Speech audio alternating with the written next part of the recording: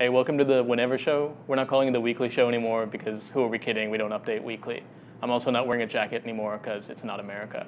Today we're going to talk about angels and the IMF.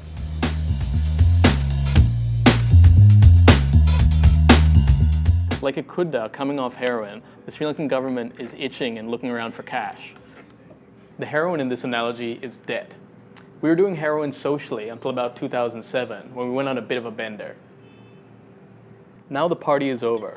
Globally, China woke up in a 7-Eleven bathroom without its pants, and the marriage between the EU and the UK looks like it's on the rocks. Also, Donald Trump, one of the signs of the apocalypse. Globally, everyone is hurting, and Sri Lanka is too. This chart shows how much money is leaving emerging markets. If you think Sri Lanka is an exception, we're not.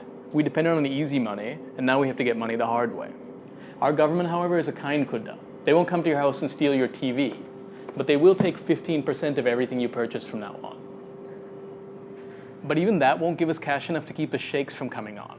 No, we need a fix right now, and the bank built for that is the IMF. Prophet with an F. Kirby predicted this. And there'll be international funds that will come through to this nation to save us. And though you feel that it's dipped, I'm telling you, God is negotiating. His angels are working it out, man. There are funds out there. I put prediction in air quotes because Sri Lanka has gotten money from the IMF 7 times in the past 10 years. You don't need to talk to God to figure that out. You can just pick up a newspaper. The IMF also doesn't negotiate with angels, unless Kirby's calling Ravi an angel, which is actually way crazier. What the IMF does is actually pretty routine. They give a bailout and they ask countries to fix their problems. In one graph, this is Sri Lanka's problem. As you can see, the blue line, GDP, is going up, but the red line, tax revenue, is going down.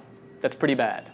Countries with a similar GDP, like Morocco or Georgia, collect 24% of their GDP as tax revenue.